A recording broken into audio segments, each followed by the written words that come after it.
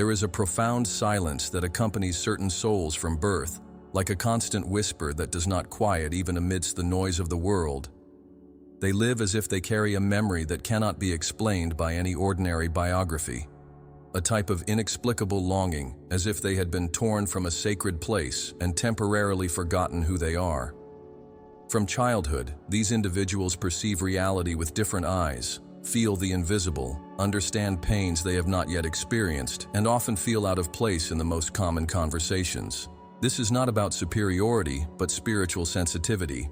This is the first sign of the invisible call, a call that does not come from outside, but vibrates from within, awakening the soul slumbering in the physical body, reminding it that its origin is older than any recorded history.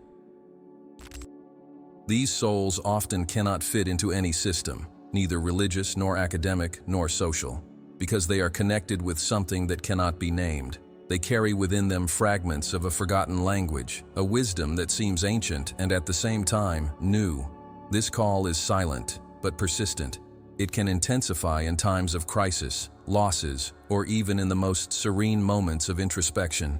It is in these moments that the soul remembers that it is not here for the first time, and that there is a mission pulsing beyond what the eyes can see. This feeling of "I already knew" is not imagination. It is a spiritual memory being activated. Jesus the Christ knew these souls. He did not just speak to them, he recognized them instantly, because before meeting them physically, he already saw them in the soul dimension. It was not uncommon for him to call someone with just a look, and the person would leave everything and follow him, not by miracle but by resonance. It was as if his presence activated an internal code, a forgotten seal being broken. These awakened souls did not come in search of answers, they came in search of memories. And Jesus was the master who helped to remember, not to teach. Because for these souls, the knowledge was already within. All that was missing was the right vibration to bring it to the surface. Throughout the ages, many have tried to understand the miracles of Jesus through the lens of logic, religion, and politics. But few realize that the greatest miracle was what happened within those who encountered him, the awakening of consciousness. He touched the invisible. He spoke between the words. He taught beyond the ears. And when he encountered an awakened soul, he didn't waste time with dogmas. He spoke directly to the spirit in a silent but transformative communication. And these people, without understanding rationally, knew that something had changed forever. It wasn't faith in the traditional sense. It was memory. It was return. The invisible school of the soul had no walls, no books, no schedules. It was a school outside of time, where the presence of the Master was the gateway. Jesus walked with his feet on earth and his consciousness in the infinite, and wherever he was, prepared souls were drawn to him like iron to a magnet. They could be among the crowds, but they were not like the crowds. They had different eyes. They thirsted for something that the world did not offer. And when they heard his words, they did not listen only with their ears, but with their hearts. Something within them said, "You have been here before. You already know." There is no diploma for this school. There is no certificate nor external recognition. What there is internal transformation, silent expansion, deep understanding that cannot be explained in words. Knowledge is not acquired, it is unveiled. And for this reason, those who go through this process can no longer live as before, because they have seen too much, felt too much, remembered too much. To return to the old way of existing would be like trying to forget how to breathe. Life takes on a different texture, relationships change, interests refine. The noise of the world becomes small in the face of internal vastness. The curious thing is that these awakened souls have always existed. They have been present in all eras, often camouflaged among the ordinary. They are the ones who see beauty where no one else does, who feel pain for collective suffering, who sense events before they happen.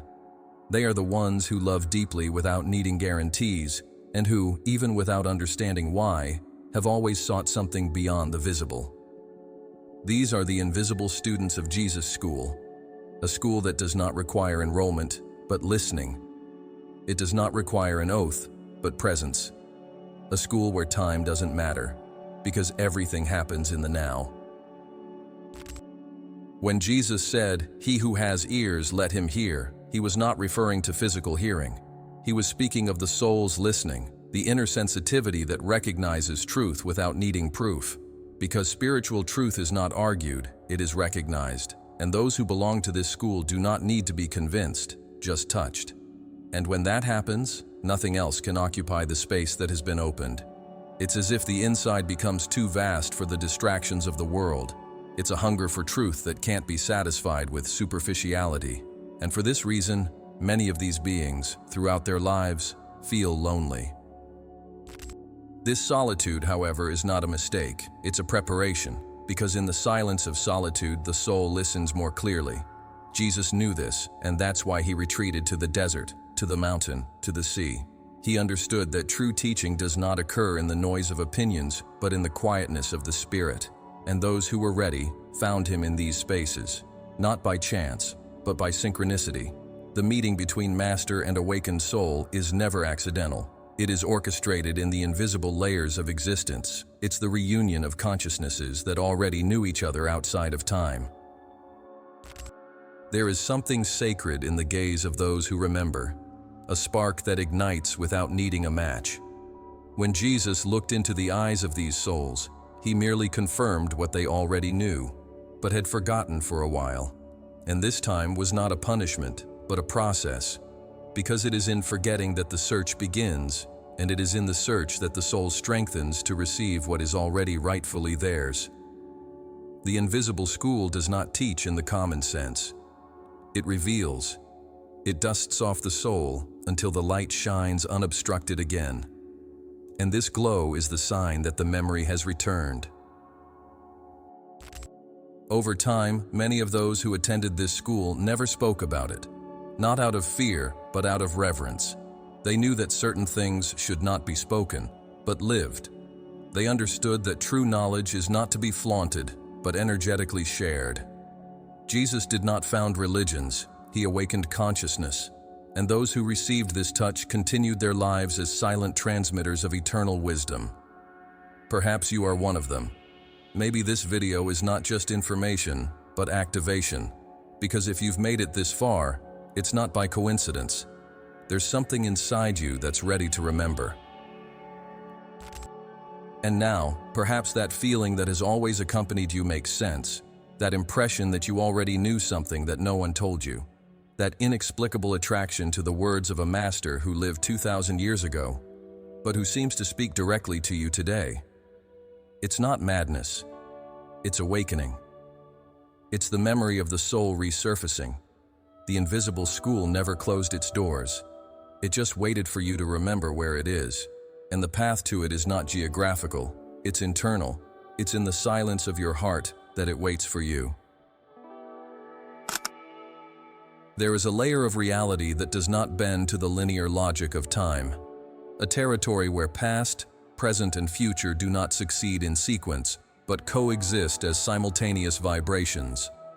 In this subtle plane, consciousness moves freely, accessing teachings that do not belong to any specific era. It is in this timeless space that Jesus operated when he spoke with his followers.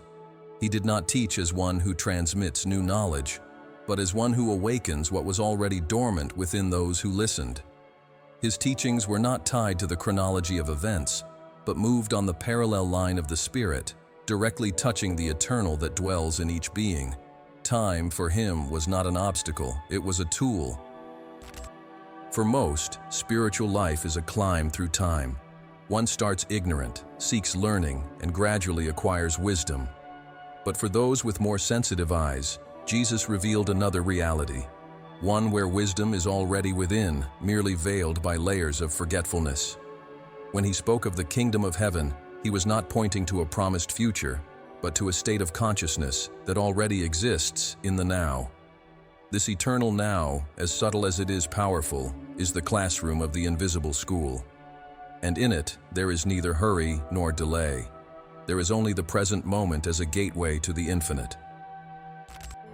Historical records have attempted to capture the chronology of Jesus' life: birth, miracles, crucifixion. But the true journey took place between these events, in the unspoken spaces, the silent encounters, the gazes that transcended time. Many of his deepest interactions were not written down, because they could not be understood by eyes that only see what is external. He spoke in codes, in parables, through subtle gestures. Each word carried multiple meanings. For the crowds, moral stories. For the awakened, vibrational keys that opened internal doors. Within this parallel line, Jesus connected with spiritual traditions from different cultures. The wisdom of Egypt, the Vedic teachings, the mysteries of Qumran, the secrets of the Essenes, all of them flowed in him like rivers merging into the ocean of cosmic consciousness. He did not copy these traditions. He transcended them. And yet, he spoke the language of all of them. Because true knowledge does not belong to a people, a religion, or an era. It is universal, and when activated, it vibrates in the heart of any awakened being, anywhere in time. The presence of Jesus was a living bridge between worlds.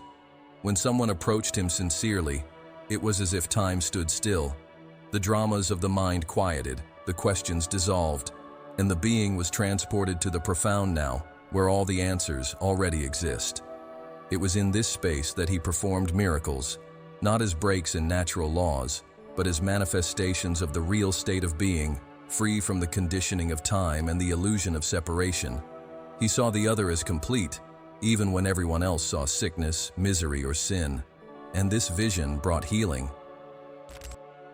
To understand this parallel line of secret teachings, one must abandon the idea of spiritual progress as a linear process. It is not about reaching a place, but about returning to what has always been present. Timeless consciousness is the key. Jesus' teachings activated this return. He spoke in a way that the soul would remember, even if the mind did not immediately understand. Intellectual understanding would come later. The initial impact was vibrational, and for this reason, many who heard him cried without knowing why. They felt a deep commotion, as if something very ancient was being touched. There were disciples who lived with him for years and still did not fully understand what was being conveyed, and there were those who, with a single glance or word, were forever transformed. Because true communication did not follow the rules of time or reason. It happened from soul to soul, from essence to essence. It was a silent transmission, often outside of the visual field, but absolutely real. This timeless transmission remains active to this day. That's why there are people who read a phrase attributed to Jesus and have their lives completely changed. Linear time creates the illusion of distance between us and the masters, but the parallel line reveals that their presence has never left. It is accessible in the now. Therefore, there are moments when the connection with Christ is so vivid that it seems more real than any physical presence. This is not imagination. It is tuning in to the timeless reality where your consciousness resides. When you enter this state, time loses its dominion, and the soul learns, not through study, but through remembrance. The invisible school doesn't need calendars, because each awakening happens exactly when it should. Mystical traditions have always recognized this parallel teaching. The Sufis, the Kabbalists, the yogis, the alchemists, they all knew that profound truth cannot be taught, only accessed. Jesus, like other great masters, knew the way to this access. He offered it not as a doctrine, but as an experience, a state of presence so intense that it dissolved the boundaries of the conditioned mind. In this state, the disciple did not receive information, but transformation. He was shaped by the vibration of living truth, and this reconfigured his entire field of perception. Whoever walks this invisible path begins to notice that life is full of signs, small events that, at first glance, seem casual but carry deep intentionality. Encounters with people, unexpected readings, vivid dreams, subtle synchronicities, everything becomes a message. Because outside of time, everything is interconnected. Life ceases to be a random sequence of events and reveals itself as a field of instruction where every detail has a purpose. This perception completely changes the way one lives. The world begins to be read with the eyes of the soul. This is the true invisible school, not a place, but a consciousness. A silent network of awakened individuals connected from within, educated not by books, but by the inner light that vibrates in harmony with the eternal teaching. And this network activates every time someone listens to the call of the now attentively. Every time time is suspended by a moment of profound silence. Every time the heart recognizes something that the mind still cannot explain. In these moments, you are being taught, not by words, but by the vibration of truth. Upon realizing this, one begins to understand that Jesus did not come just to save us from something, but to remind us of who we are. And this reminder does not depend on a time, a church, or a book. It happens now, every time someone awakens to the timeless reality of their own soul. The invisible school is open. The Master is still present, and time has never been a barrier for those who listen with the Spirit. There is a type of call that does not echo in the ears, but vibrates silently in the depths of one's being. It has no sound, but it triggers a resonance that pierces through the flesh and reaches directly to the core of the soul. When Jesus looked at someone and called them, it wasn't by the name others used, but by the sacred name that only the Spirit recognized. This name is not found in civil records, nor in certificates, for it does not belong to the earth's identity. It is the original sound, the unique frequency that each soul carries from before incarnation.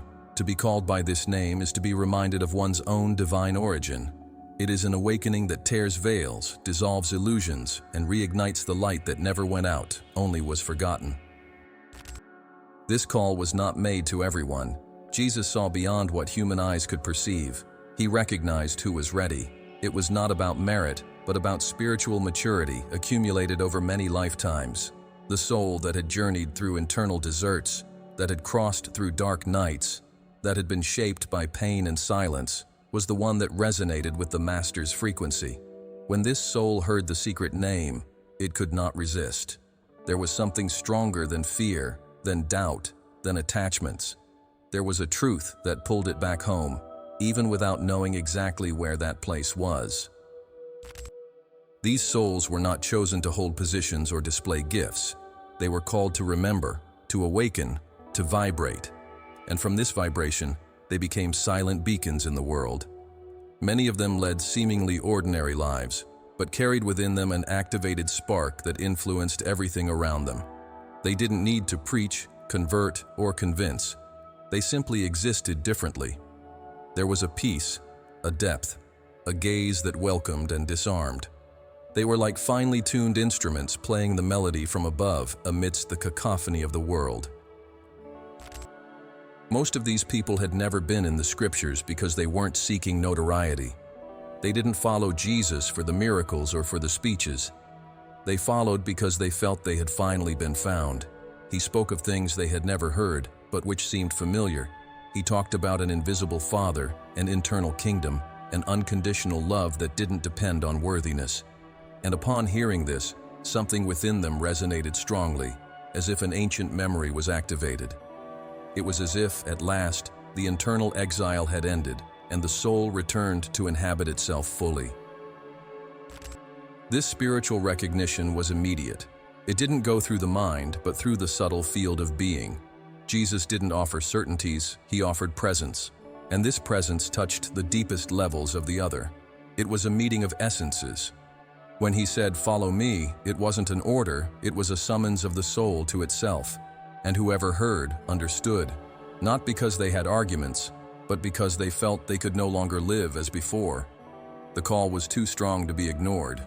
It was like a cosmic magnet pulling the soul towards the axis of its true mission. Throughout history, this call has continued to resonate. Even without the physical presence of Jesus, his vibration remains accessible in the subtle field of existence. And there are people who, from time to time, hear this inner sound, sometimes in dreams, sometimes during existential crises, sometimes in a moment of profound silence. When this sound touches, nothing else satisfies. A journey of search begins that cannot be interrupted. It is a hunger for meaning, for truth, for authenticity. The soul wants to return home and knows that there is no possible return to ignorance after having felt the touch of truth. There are records of Jesus meeting people who, at first glance, seemed unworthy. But he did not see the exterior. He spoke to the essence.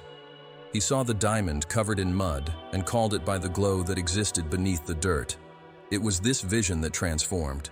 People didn't change because they were threatened or guilty, but because they were seen with such pure love that they could no longer hide behind masks. Jesus' gaze pierced through the characters, dismantled the defense mechanisms, and directly touched the divine spark. And when seen in this way, the soul blossomed. This recognition process was not mystical in the fanciful sense. It was real, profound, transformative. It was the beginning of a new life, not based on dogmas, but on awareness. The called ones began to live from a different center. Their priorities changed. Their desires refined. The search for external approval diminished. And a new sense of mission was born, not as an imposition, but as a natural consequence of those who remembered who they are. It was as if all the suffering experienced up to that point gained meaning. The pieces began to fit together, and existence took another direction. The spirituality of these awakened beings was not displayed. It was lived daily, in silent compassion, in integrity, in listening, in service.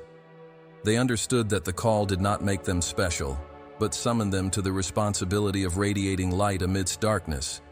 They knew that the real work was not external, but internal. The healing of the world began with the healing of their own hearts, and this healing came from remembrance. Remembrance that they are children of light, manifestations of divine consciousness, unique expressions of the Creator's love in human form. When a soul is called by the name it carries at its origin, it awakens from a deep sleep. It's as if all the weight of forgetfulness begins to dissolve. Past pains lose their grip, traumas are redefined, and the present becomes more alive. There's a new energy that circulates, a clarity that guides, a strength that supports, and even in the face of difficulties, there is peace.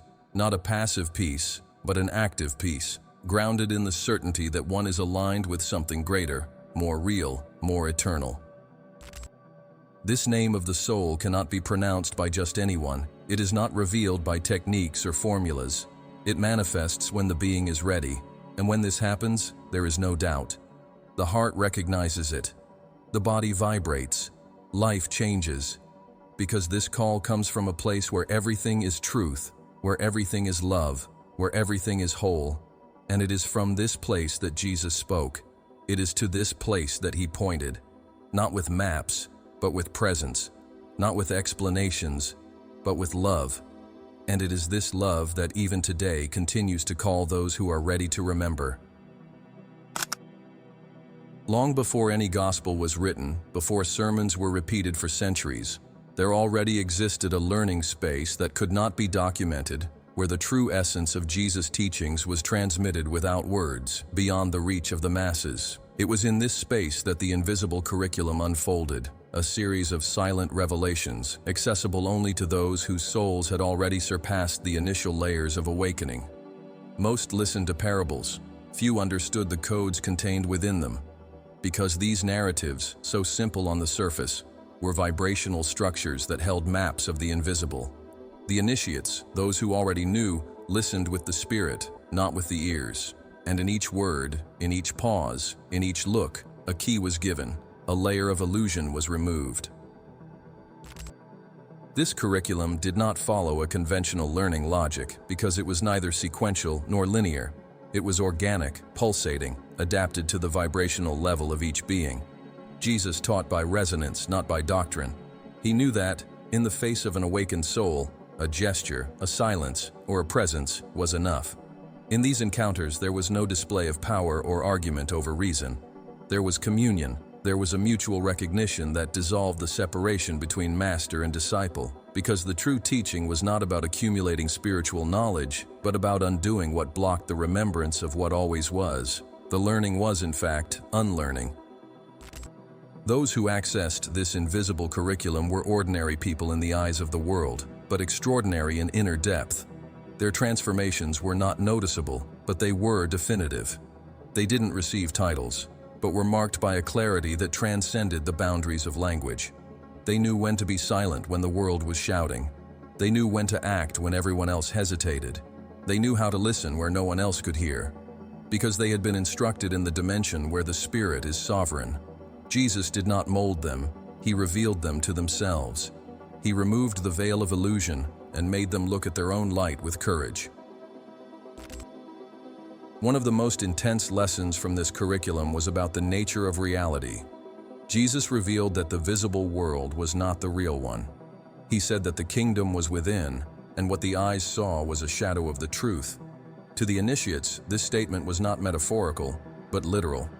They learned to operate in the invisible, to perceive the energetic structure of events, to read the subtle field of people, to listen to the movement of forces that govern the universe. It was like leaving a prison and realizing that the walls were illusory, that the chains were mental, and that the key had always been in consciousness. Another essential pillar of the invisible curriculum was silence. Not the external silence, but that deep silence that settles when the mind ceases to struggle and the being plunges into presence.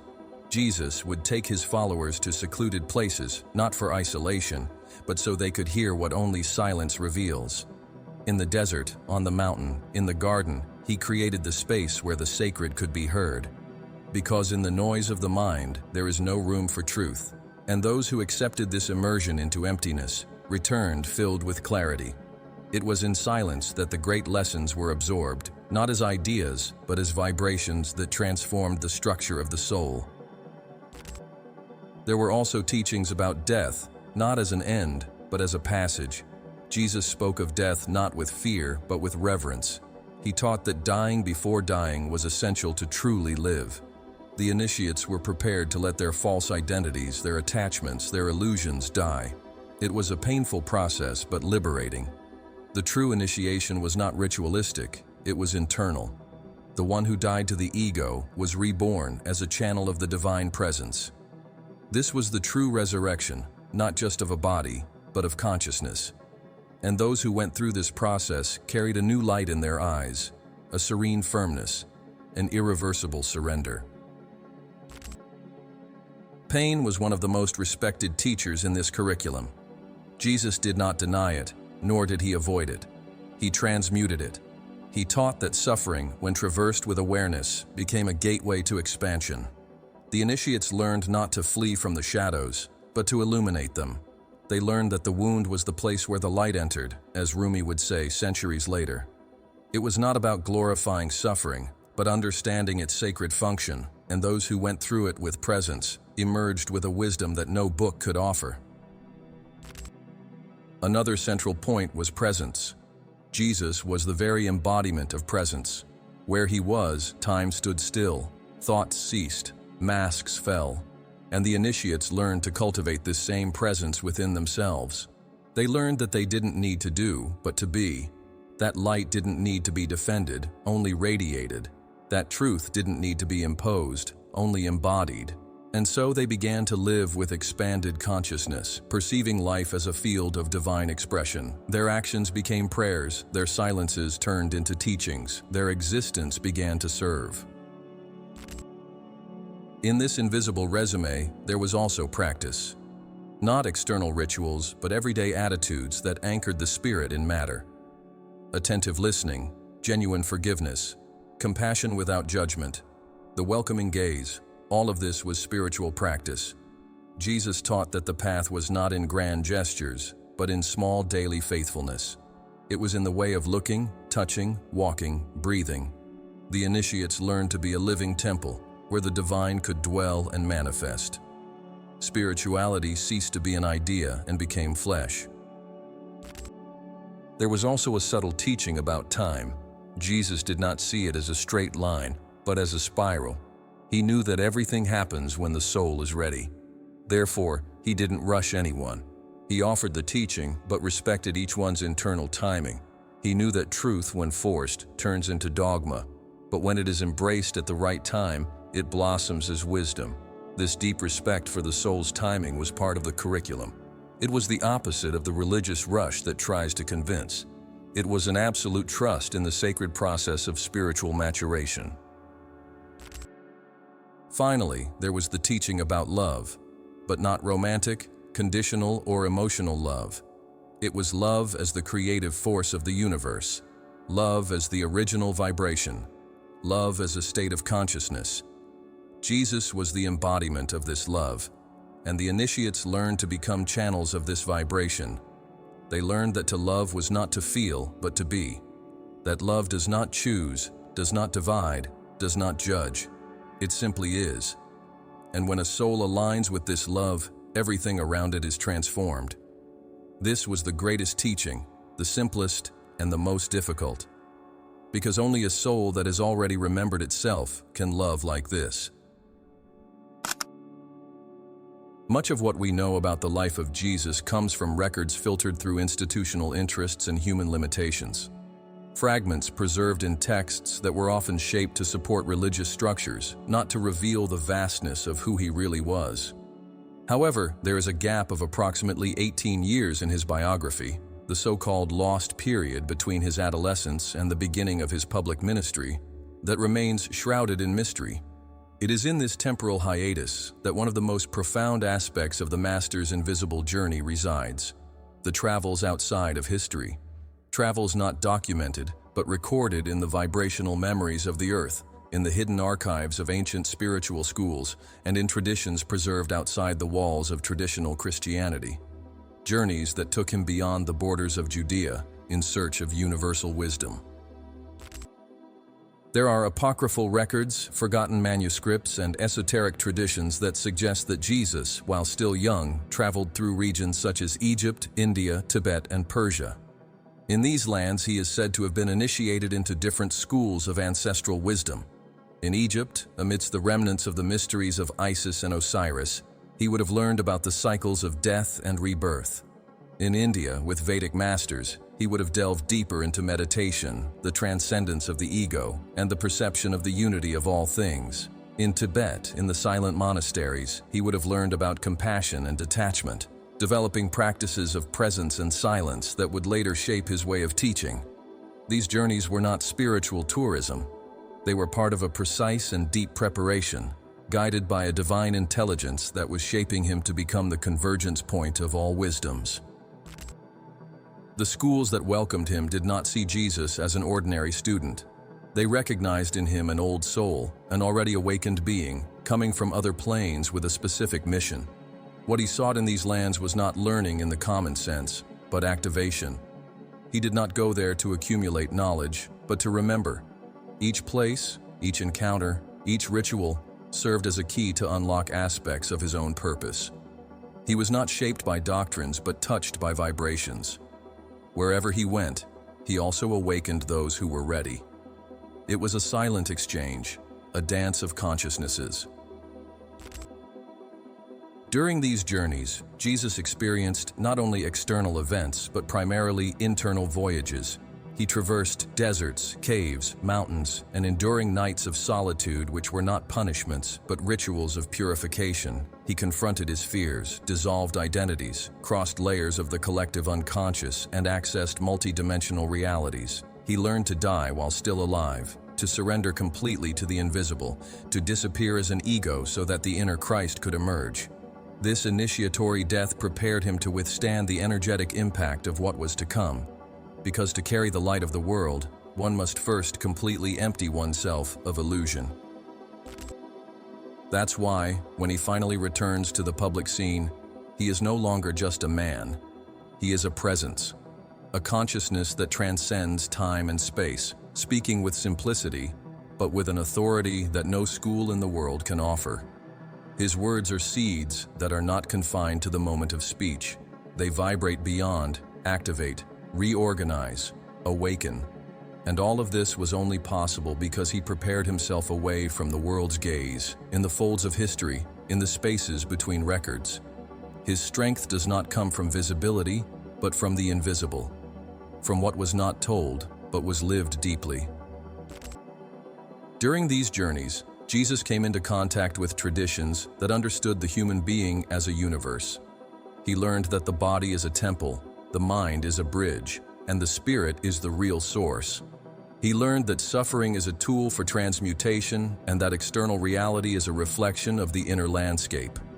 In distant lands, he heard other names for the same God, encountered other metaphors for the same truth, and recognized that behind the forms there is a common origin. This perception shaped his unique way of teaching. He was not bound by dogmas because he had seen the whole. Therefore, he spoke through symbols, gestures, and states of consciousness. These journeys also connected him with the peoples and cultures forgotten by empires, peoples who lived in harmony with nature, who listened to the cycles of the earth, who knew how to read the skies without telescopes. Jesus learned from them that wisdom does not reside only in books, but in the body, in the elements, in the rhythms of life. He saw the divine in simplicity, in bread, in water, in wind, in silence. This cosmic humility made him accessible to the humble, but incomprehensible to the arrogant. He didn't need to prove anything. His presence was the proof. Your steps through these lands have left invisible marks that still vibrate. There are records, for example, of Tibetan monks mentioning the visit of a luminous master from the West. In India, ancient texts speak of a fair-skinned holy man who spoke of unity and universal love. In Egypt, Hermetic traditions recount the arrival of a prophet from the desert with eyes of eternity. These memories are not recognized by official history, but they remain alive in the underground currents of planetary spirituality. And for those who have eyes to see, they confirm that Jesus was not just a local character, but a global initiator. These journeys also explain why his words resonate in different cultures with such strength. Because he didn't just speak to a single people, but to humanity. He didn't found a religion, but ignited a frequency that can be accessed by any being, anywhere, at any time. What he brought was not novelty, but remembrance. And for this, he traveled paths that many ignore, lived the silences that few endure, faced the deserts that reveal the essential. His journey was not only on earth, he also accessed subtle planes, dialogued with higher consciousness, and received instructions from sources that operate beyond common human understanding. During this journey outside of history, Jesus cultivated the mastery of presence. He learned to listen to the invisible, to follow intuition, to trust in not knowing. This absolute surrender to the divine flow made him a channel of living wisdom. He did not plan speeches, he simply opened his heart and let the source speak. This way of living taught more than any doctrine. Those who were close perceived that the real lesson was to observe how he breathed, how he walked, how he was silent. Each gesture was imbued with meaning. Because the real school does not need blackboards or books, it reveals itself in the way one lives. The time that passed outside official records was the time of the forge. It was the time of creative silence, where the inner flame was fueled until it became inextinguishable. And it is precisely because he went through all this that Jesus was able to later endure rejection, betrayal, abandonment, and death with such clarity. He had already died before. He had already surrendered his will. He had already become empty enough for the divine to flow without obstruction.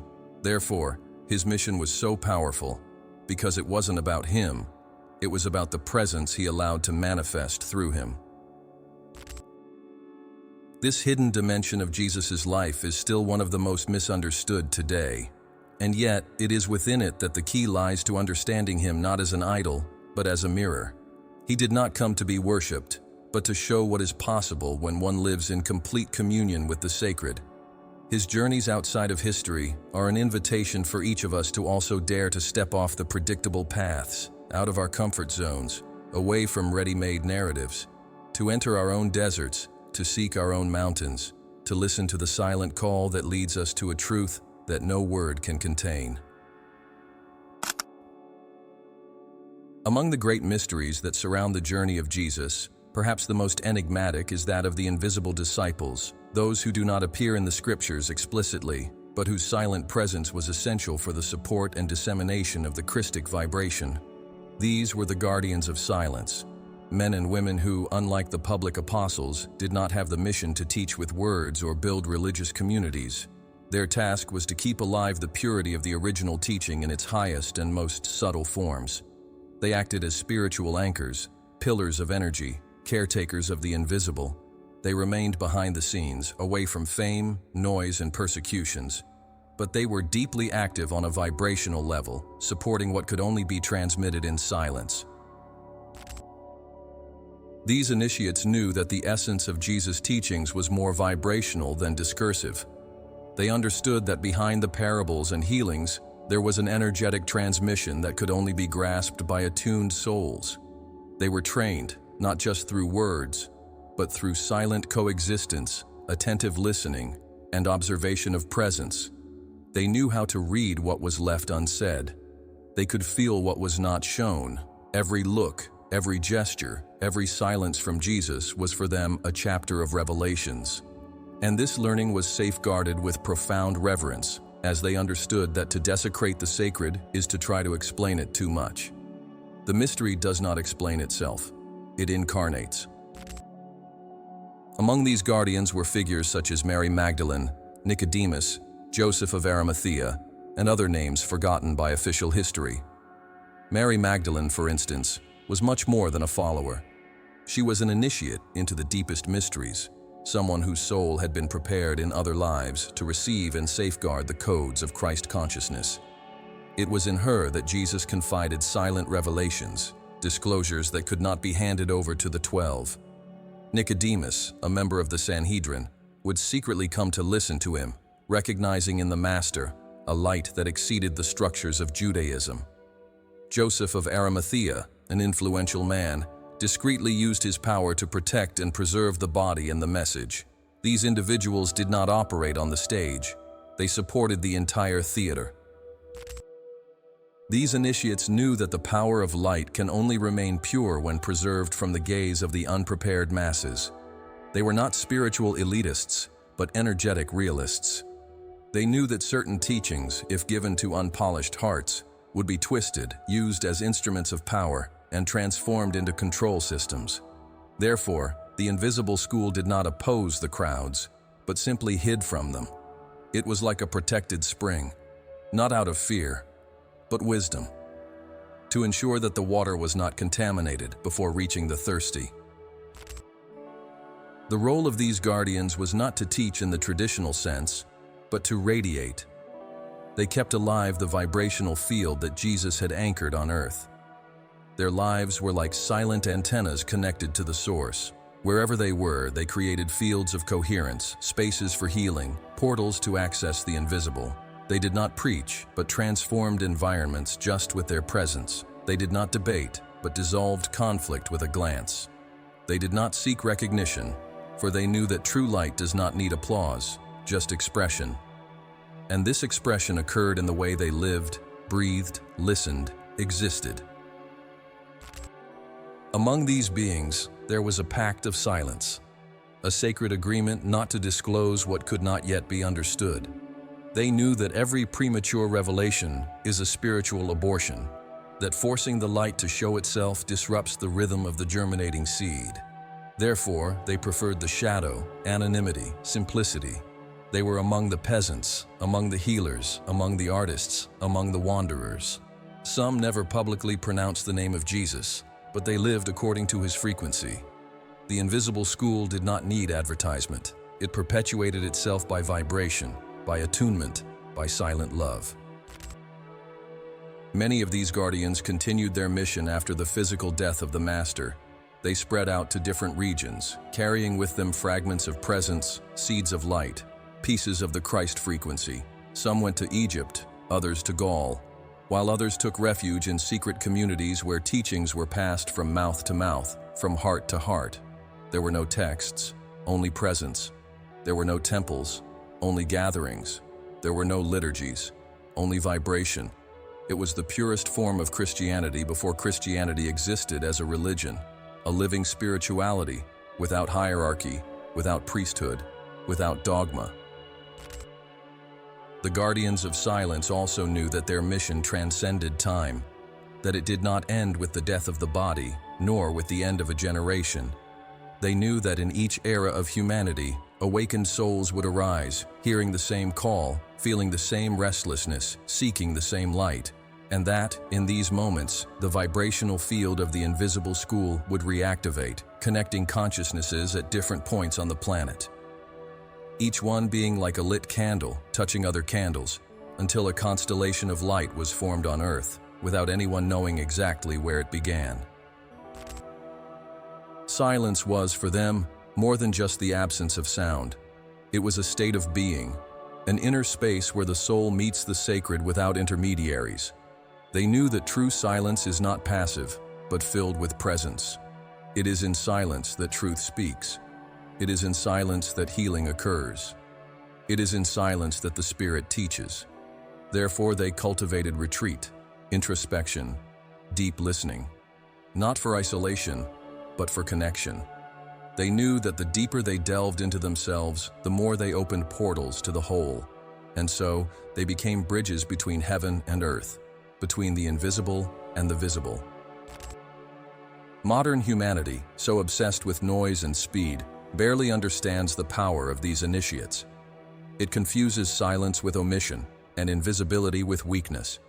But the guardians of the invisible school did not seek to be understood. They knew that what matters is not to be understood, but to be true. And this truth was their shield, their lamp, their legacy.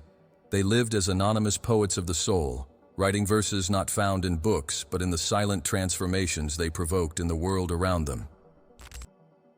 Even today, amidst chaos and superficiality, there are guardians of silence at work. They don't wear robes, nor do they carry titles. They are in hospitals, schools, forests, cities. Their tools are compassion, presence, listening, the welcoming gaze. They don't claim to be masters, but they live as masters, because they understand that the true teaching is the example. And the most powerful example is the one that doesn't need to be named. It's the one that transforms simply by existing. These initiates, even without visibility, are the invisible pillars of the new humanity. They keep the original code of the Christ consciousness alive. They are like seeds silently buried, waiting for the right time to bloom. They are the living proof that Jesus' school was never destroyed. It just hid, withdrew, internalized. But it never stopped pulsating, and every time a soul becomes quiet and truly listens, this school reactivates. Every time someone chooses love over judgment, forgiveness over revenge, presence over haste, a fragment of this ancient wisdom resurfaces. At some point in life, something subtle begins to change. A quiet discomfort arises, a feeling that what once made sense no longer satisfies. The days seem denser, the conversations more hollow, the common goals lose their shine. The soul begins to send signals, silent codes that indicate something is about to emerge. It's not just any crisis, but a profound calling, originating from layers the mind does not understand, but the heart recognizes. It's the beginning of a spiritual awakening. And although it may seem confusing at first glance, this process follows a precise divine intelligence.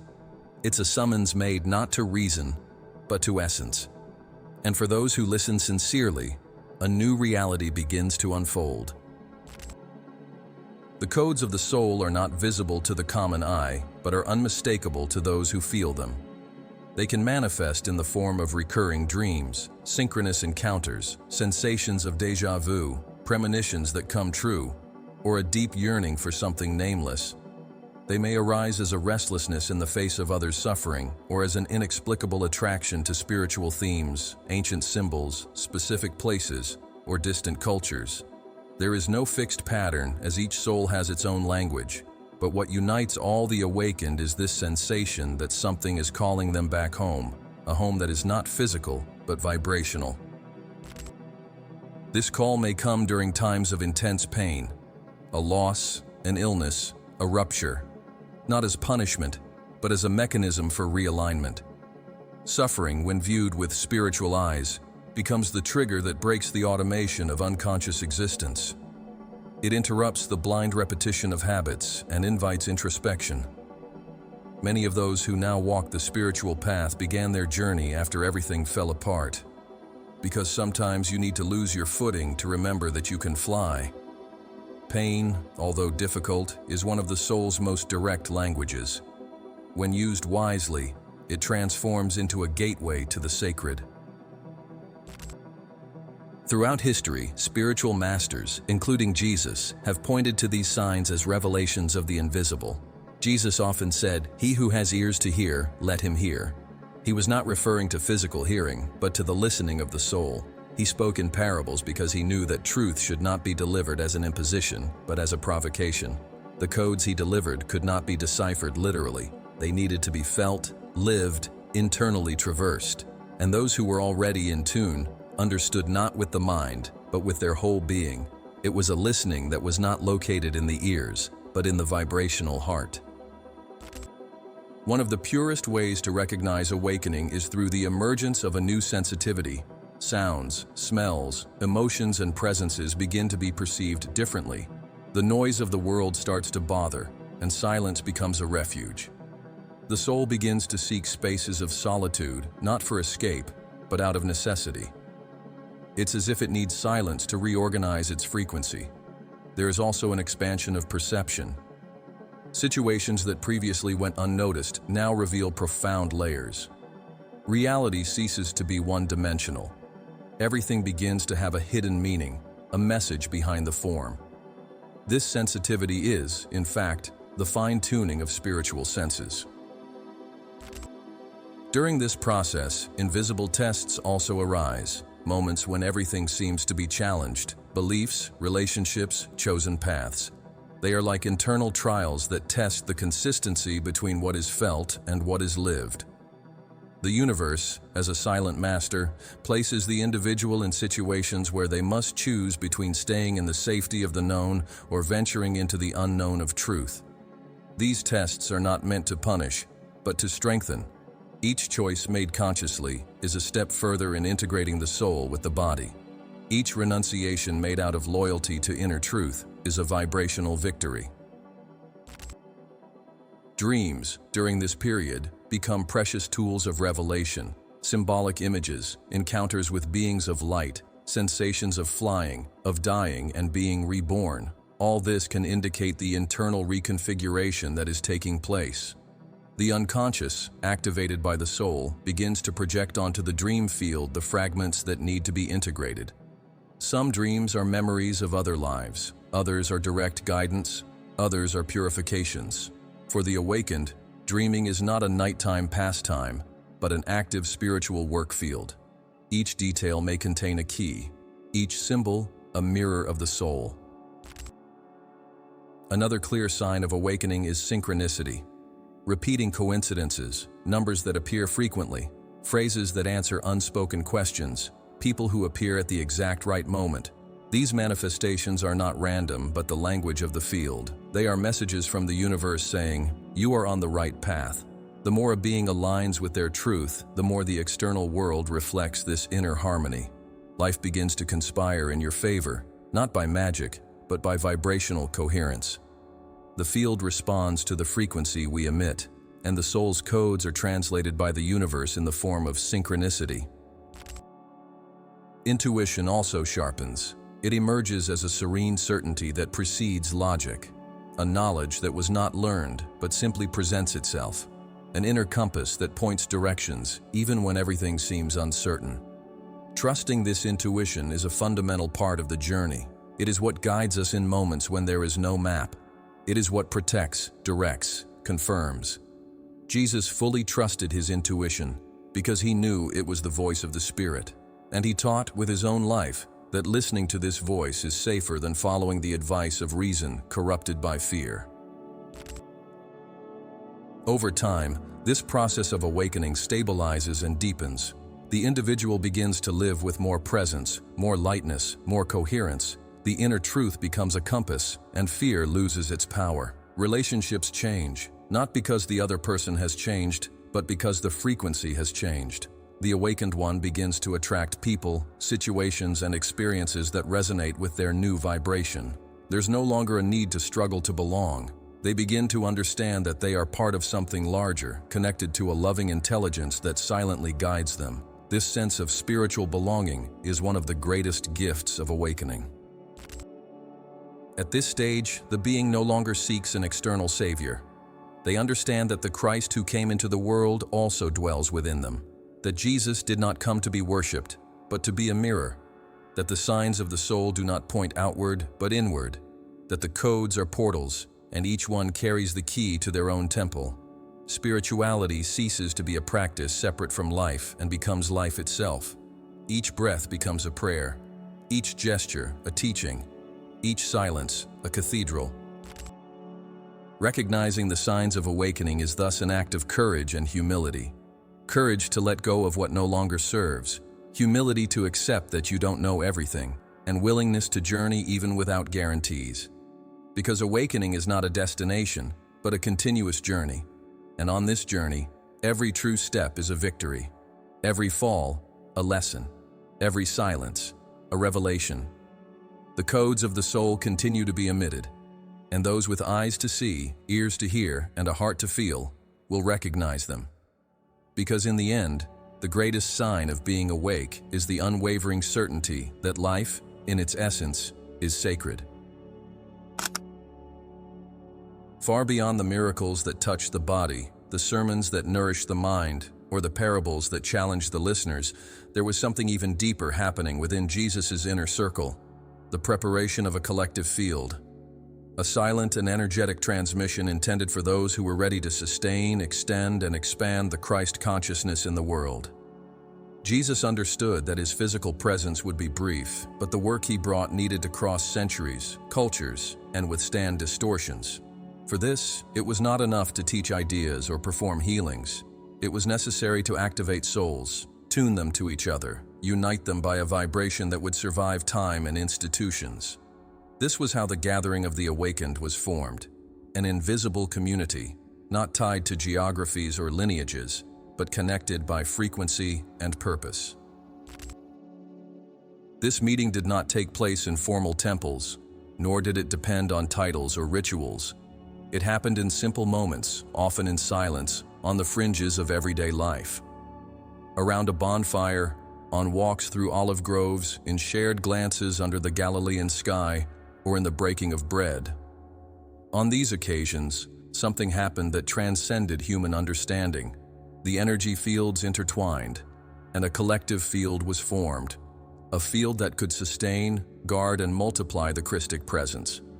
Each of these awakened beings was like a crystal being tuned, and once tuned, they vibrated in unison with the greater purpose, not as copies, but as unique expressions of the same light. Jesus deeply understood the spiritual laws that govern the transmission of consciousness. He knew that the true inheritance is neither material nor intellectual, but vibrational. Therefore, he was not concerned with the formation of a religion, but with the establishment of a frequency that could be perpetuated over time. This frequency would not be transmitted through books, but through states of presence. It would be carried in the gaze, in the listening, in the stance towards life. Therefore, instead of forming priests, he formed integral beings. Instead of indoctrinating, he liberated. Instead of imposing, he inspired. And those who lived with him, even if they did not understand everything rationally, absorbed this vibration and began to emanate a new way of being in the world. One of the most extraordinary aspects of this transmission was its subtlety. Jesus did not name those who were being prepared. He did not create spiritual castes nor classifications. He recognized the ready ones and guided them discreetly, without fanfare. Each one was awakened in their own time, according to the maturity of their soul. And once touched, they knew internally that they had received something sacred, which could not be explained or kept. There wasn't a "you are now initiated," but there was a vibrational certainty that something had been reconfigured. The soul felt it. The body reacted. Life changed. These encounters among the awakened were not aimed at creating visible movements, but rather at rooting the invisible. Jesus gathered them not to establish a new structure, but to form a living organism, a spiritual network that would span centuries and resurface whenever the world needed a reminder. Each awakened individual thus became a guardian of the flame, an extension of the presence, a walking altar, even if never recognized as such. Because the true light does not seek to be admired, but shared. And this was the mission, to keep the Christ-like vibration alive amidst the distortions that would come.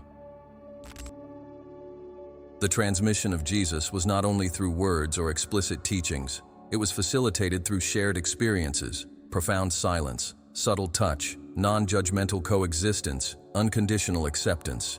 In these experiences, the disciples absorbed more than ideas. They absorbed states of being. They learned to love without reason, to serve without expecting, to listen without interpreting, to be present without effort. And all of this was assimilated organically, without formulas or manuals. It was like learning to breathe in a new rhythm, in tune with the pulse of the cosmos. This type of transmission cannot be corrupted over time, because it does not depend on institutions. It survives in the depths of the human spirit, where words cannot reach. Therefore, even after the crucifixion, even in the face of persecution, fragmentation, and manipulation of teachings, this frequency remained alive. Because the awakened continued to meet, even without recognizing each other externally. And when two or more of these souls approached, something was activated. A field was restored. The collective memory of the invisible school was reignited, even if none of them knew exactly why. These encounters are not dependent on time or space. They can occur between strangers who look at each other on the street and feel an inexplicable recognition. They can occur between distant generations when a text or a song awakens something dormant. They can happen in silence, in prayer, in dreams. The gathering of the awakened is multidimensional. It respects each one's internal timing, but it never ceases to call. And when the call is answered, a new cell of the Christic network lights up. This is how the presence of Jesus remains alive, not in dogmas, but in awakening consciousnesses that have chosen to live in coherence with unconditional love. The preparation for this transmission was not done with words, but with presence. Jesus did not tell what to do. He embodied the truth. His life was the teaching, his breath, the prayer, his silence, the instruction. The awakened ones learned by observing, feeling, living together. They learned that the sacred is not in religious gestures, but in the intention with which one lives. That the true altar is the clean heart. That the most powerful prayer is silent surrender. And that the greatest initiation occurs when the ego is undone and the soul can finally breathe freely. Over time, this transmission began to be carried forward not only by the direct disciples, but by all those who, at any time, tapped into the frequency of the inner Christ. The gathering of the awakened, therefore, is not a historical event, but an eternal occurrence. Each time someone chooses love over fear, unity over separation, forgiveness over revenge, this gathering is renewed. With every gesture of genuine compassion, every welcoming silence, every true presence, the light is reactivated. And those who are part of this transmission know the work is invisible, but the transformation is real. In the end, the great legacy of Jesus was not a teaching to be memorized, but a frequency to be lived. He didn't want to be remembered for his words, but for his presence. And this presence is accessible to all who choose to live in coherence with the divine. The gathering of the awakened is not a spiritual club, but a common vibration among free souls. And when they meet, even in silence, Christ is reborn. Not as a historical figure, but as a living consciousness. And it is in this gathering that the true work perpetuates, flowing from heart to heart, from presence to presence, eternally. There comes a moment when you can no longer pretend you didn't hear. An instant when, no matter how much your mind tries to rationalize, there is something within that vibrates too strongly to be ignored. It's when the call of the soul cuts through all the world's noise and summons you to remember. You've been there before. You've walked among those who carried light in their eyes. You've heard the voice that doesn't teach with words, but awakens with presence. You've felt the warmth of the invisible bonfire where awakened souls gathered in silence, long before any temple was erected. What calls you now is not new. It's memory. It's not a discovery, but a return. An echo of something that was lived beyond time and now resurfaces, because you are ready to remember.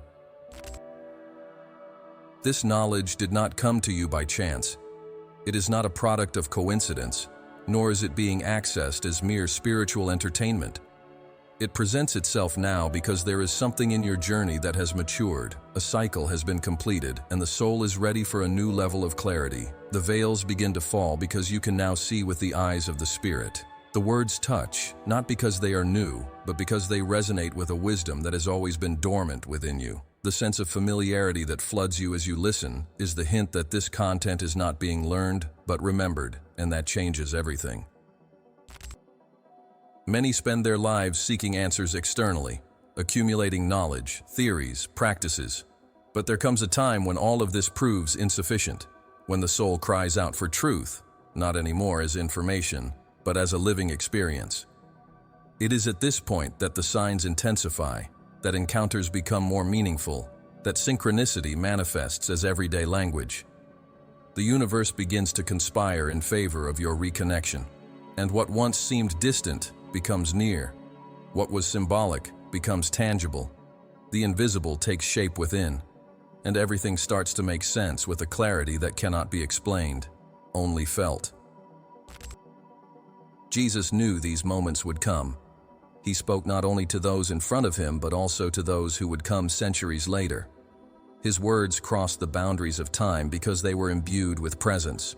They were cast as vibrational seeds, waiting for the fertile soil of awakened souls.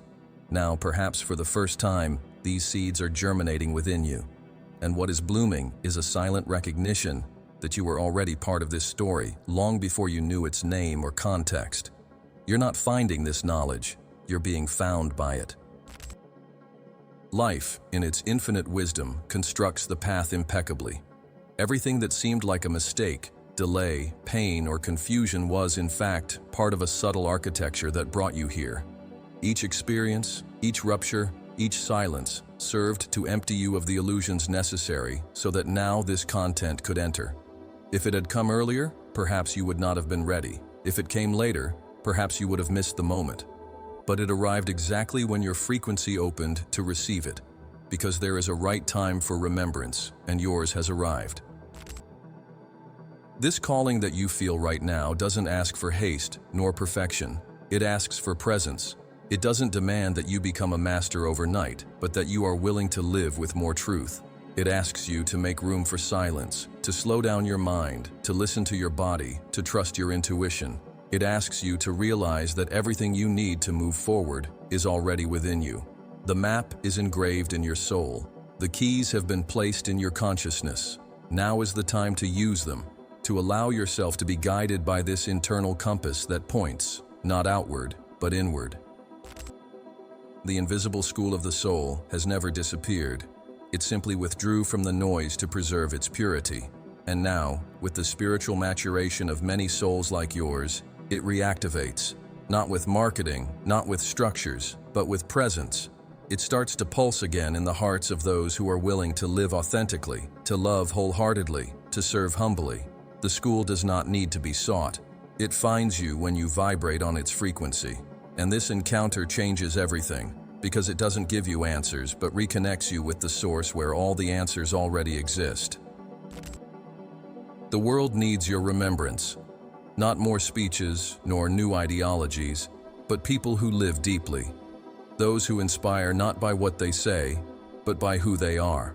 Those who remain silent when everyone else is shouting. Those who maintain peace even amidst chaos. Those who look with compassion even in the face of ignorance. Those who choose love when it would be easier to close their hearts. This is the true mission of those who have been called. Not to save the world with grand gestures, but to radiate light through small daily actions. To be the quiet difference that is contagious, transformative, awakening. You've been there before. You've heard the sacred name that only the soul recognizes. You've walked with the silent ones. You've sat among those who listen more than they speak. You've shared the invisible table where the bread is consciousness and the wine is presence. This memory does not come to imprison you in the past, but to remind you of the eternal now, the space where everything happens, where time bends before the eternity of the Spirit, and where you are called not to repeat, but to continue the living work of Christ within the world. This work is not accomplished through grand events, but with small acts filled with truth. A welcoming hug, a non-judgmental listen, a word that uplifts, a silence that heals. The invisible school operates in the unseen, and because of this, you may be participating in it now without realizing. By being true to your light, to your calling, to your inner silence, you become an extension of this frequency that transforms. And the world around you begins to change, not because you wanted it to, but because you have become a channel of presence. The knowledge that calls you now is also the commitment your soul made before birth, a silent pact to remember and serve, to awaken and help awaken, to free yourself and allow that, through your freedom, others may also find their way. This is the moment, not of grand decisions, but of deep listening, of saying yes to what already pulses in your chest, to trust that, even without understanding everything, you are being guided, and that by taking this inner step, everything around you reorganizes. You are not alone. Thousands are awakening alongside you, souls from different places, cultures, histories, but all connected by the same vibration, that of returning to the essential, that of remembering what always was, that of the presence that transforms, that of the light that never goes out. And in this great silent gathering that crosses continents and planes of existence, you are an active part, an irreplaceable link, a piece of the cosmic puzzle that now reveals itself. And by saying yes to this, you remember something fundamental. You've been there before because you've always been a part, and now it's time to live as one who remembers, as one who knows, as one who is. Mind unfettered, now that we have reached the end of this journey, take a deep breath and feel what within you was remembered. Which part of your soul vibrated upon hearing that you have been there, in the presence of the Master, among those who knew, in the school that teaches in silence? Comment below with the phrase, "I carry the Master Key," if at any point in this video you felt that something was activated within you. And if you want to go further, share. What in your life already indicated that you were part of the invisible school of the soul, even without knowing? Let's create a vibrational space in the comments where each account is a portal and each word carries light. Remember, holding the key in your hands means taking on the responsibility of unlocking the inner doors. It's acknowledging that the memory has arrived and that now your role is to live in coherence with this awakened light. And if this key has already turned within you, prepare yourself for the next step in your journey. The video now appearing on your screen is the natural continuation of this deep dive. The secret code of the Tree of Life. Unlock the hidden power of Kabbalah. In it, we will explore the age-old mysteries of the Tree of Life and how ancient Kabbalists encoded the architecture of the soul. Click and come with me, Mind Unfettered. The journey has just begun.